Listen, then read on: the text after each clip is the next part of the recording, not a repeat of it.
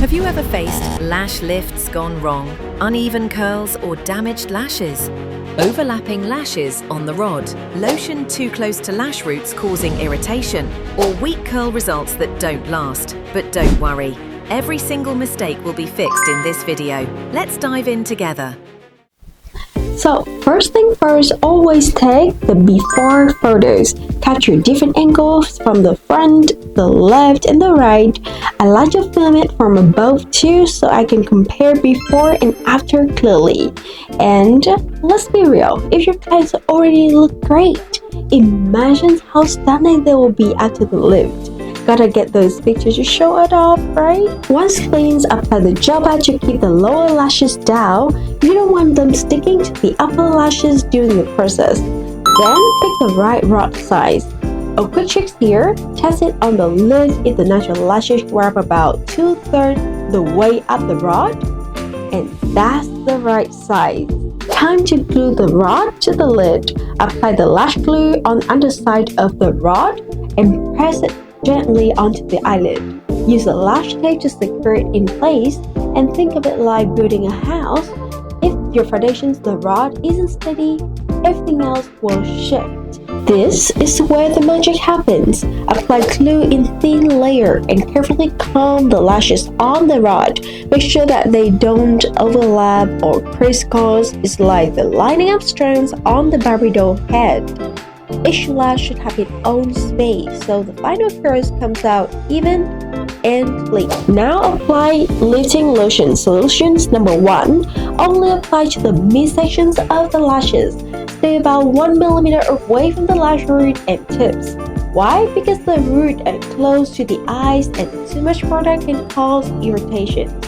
The tips are usually thin and fragile, so too much product here can lead to breakage. Cover the lashes with plastic wrap and set your timer, usually about 10 to 20 minutes depending on the lash strength. After 10 to 15 minutes, check the lashes. Use a tweezer to gently lift one. If it bends like a soft rubber band, you are good. But if still feels stiff, and give it a few more minutes and check again. Just don't overprocess or the lashes can be damaged, and we definitely don't want that. Once the lashes are ready, wipe off solutions number 1 from bottom to the top, helping them hug the rod again.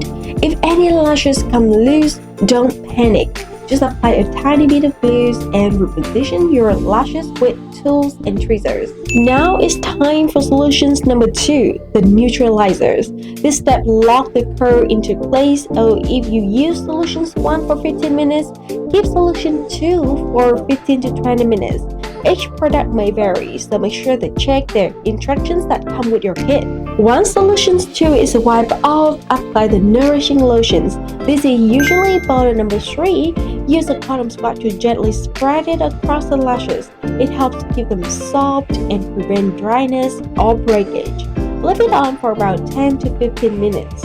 Finally, clean off any remaining glue and remove the rod. Snap some gorgeous after photos. Compare it with your before shot and you will clearly see the transformations. This is the moment your clients say, wow! And it always feels so rewarding as an artist too.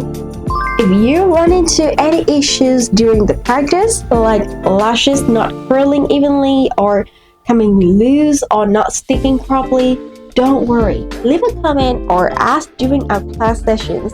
I'm always here to help troubleshoot and make sure your results are stunning.